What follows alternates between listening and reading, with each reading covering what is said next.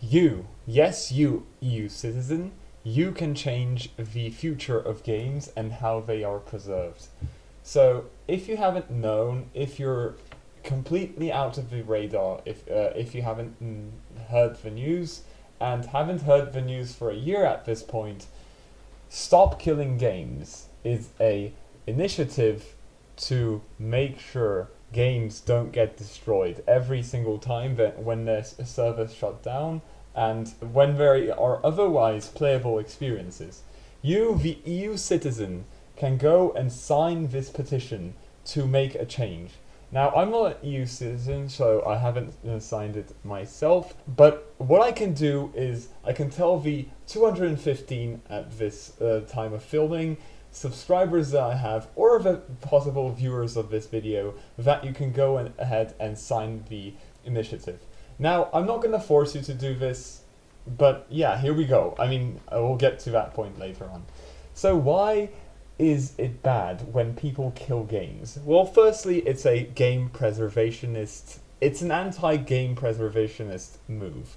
So, what is game preservation? So, let's go and talk about movies. Let's just like do an analog, compare it to movies, right? Let's say you're watching a movie by Charlie Chaplin back from the 30s, maybe the 40s.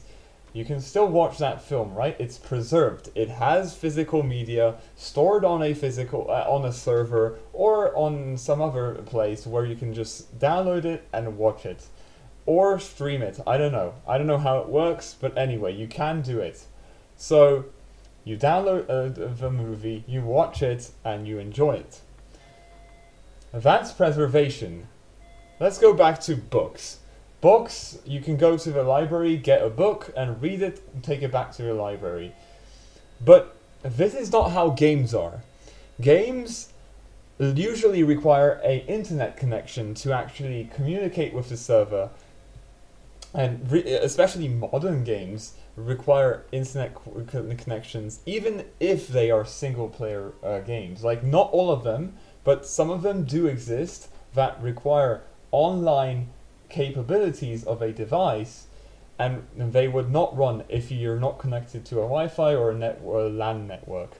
So that is exactly what we're fighting here. So whatever this Stop Killing Games is going to be fighting is those specific games. So for example, the best example and the example that sparked this movement is Crew. Is The Crew, which is a Ubisoft game, which was basically a car game where you had to go around the US, do stuff, I don't know, race around and stuff like that. It was basically a huge map of the US which you could just travel through. But yeah, that game is not preserved because even though you could run it locally, offline, like theoretically you could, it never allowed you to do so. It always had to be tethered to the server. So what happens when the servers go off? Well, you guessed it, it just goes away. And you can say the same about Assassin's Creed 2, which, because of its DRM, you have to have an active internet connection. If you lost access to the internet while playing Assassin's Creed 2, you would actually stop playing the game. The game would literally stop. It would prompt you to connect to the internet again, and then it will continue playing. Now, Assassin's Creed has its own issue. I don't know what exactly happened, but recently I've heard about like how Assassin's Creed 2 doesn't apparently work on systems anymore because of the same issue of the DRM, which again is what we're fighting for here. And the thing is, like, this was not always an issue.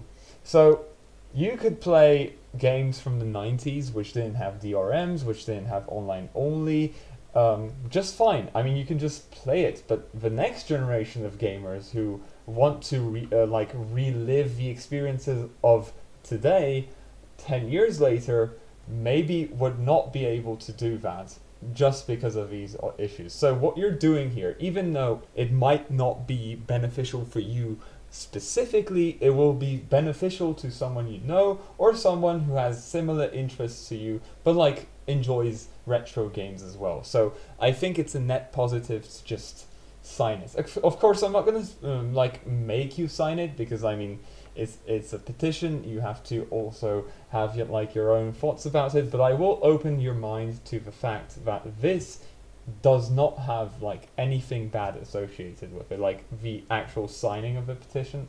Yeah, so how do you actually sign the petition, right? You go to this website called StopKillingGames.com, you press the sign the EU petition, and then of course here are a list of the EU countries where you can actually sign this from, which I think are all of the EU countries. For example, let's go to Belgium. I don't know, it doesn't matter which one you go to, but here we go. You're going to have to open up this EU Citizens Initiative, which is going to bring up this Europa EU website, which it says is an official website of the European Union, which is, I mean, good, because like you're not giving any data away. Like I think like if you're concerned about like doing this, you might be concerned about privacy, but like it's the EU website you're giving it to, so you're not really giving data away to anyone else aside from your actual legislation. So yeah, I don't really see any privacy violation, because realistically the EU already has your data, which you're just going to give them again, which is basically your first name, your last name, and then certify, and you're just going to give them your nationality, which they do have because they have a passport index of you. And yeah, so that is it. You can follow these as well if you want to, but like I think it's really trivial for all of them. But if you do want to, I'll have it linked down below, this website. Just a couple of weeks ago, this petition was doing really bad. It was around the higher 30s and the lower 40s of like actual percentage of signage. Now it's 64. This is because people like Critical, Lewis Rossman, and Mutahar reviewed this again and basically shed a lot more light to it. And the reason why it stagnated, and allegedly of course, is because of someone known as Pirate Software.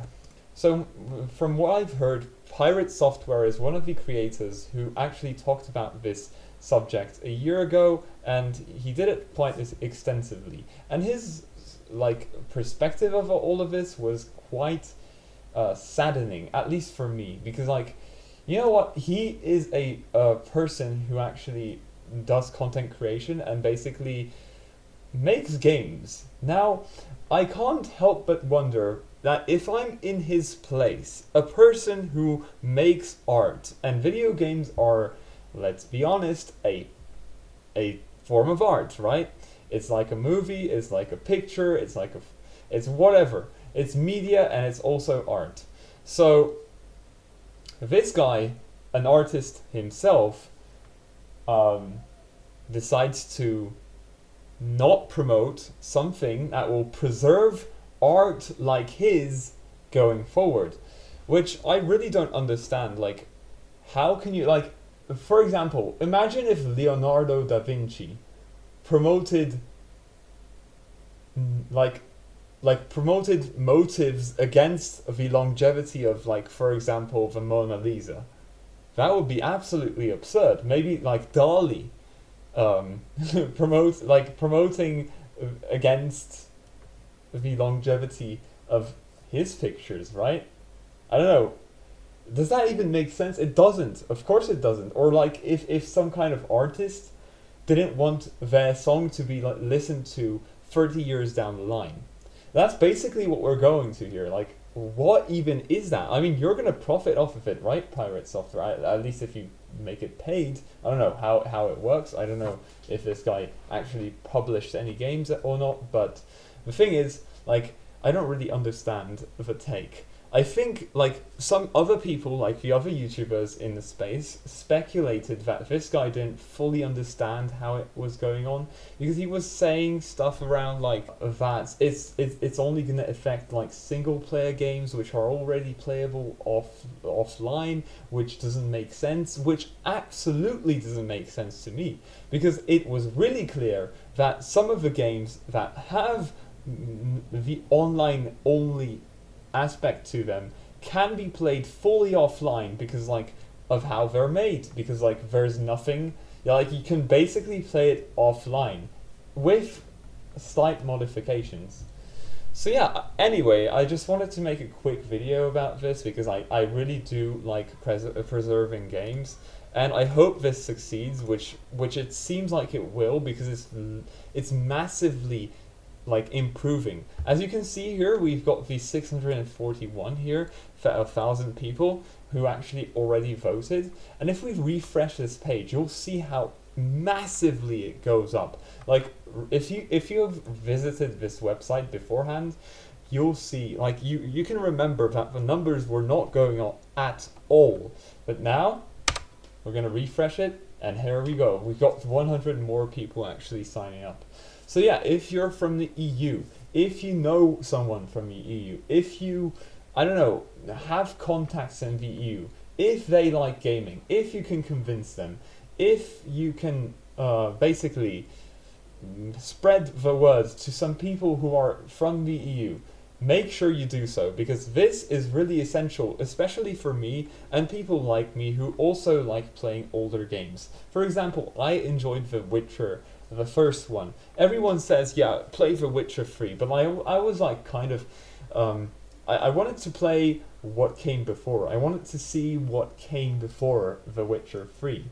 I played The Witcher 1. Now imagine a world where this Witcher 1 game had like an online only aspect to it, so you couldn't play it. Somewhat like Need for Speed 2015. It would be absolutely bad, because I wouldn't have played it, because evidently like a lot less people are playing this game than like the actual Witcher 3. So yeah, maybe CD Projekt Red would have turned off the servers if they were anything like Ubisoft.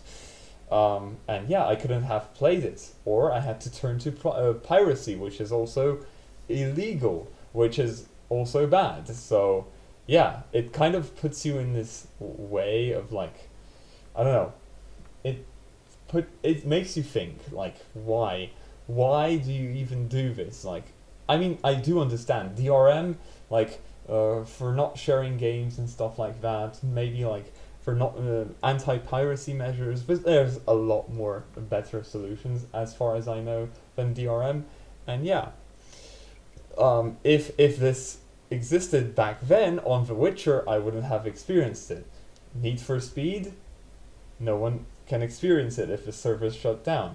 Ubisoft's Assassin's Creed 2, no one can. The Crew, well, it's even worse. And if you're from the EU, I hope you understood how important this is going forward for game preservation. Because like, even if you don't need to play like old games, if you don't want to play them, someone else does, and you should really understand their perspective, right? If you don't, like if you personally don't, maybe in 10 years, you want to play that game you're playing now. Like for example, I don't know, whichever live service game there is. For example, Quake Champions, maybe, but Quake Champions is a good example because like it's, from what the dev said, they are working on actually preserving the game. But like, for example, you wanted to play something like Fortnite. Heaven forbid the servers are off 10 years later. You're never going to experience that game anymore. Unless there's a community patch, which, I don't know, sometimes in terms of some game companies gets really harsh. Like people, like the companies both don't want to preserve their games, and they also don't want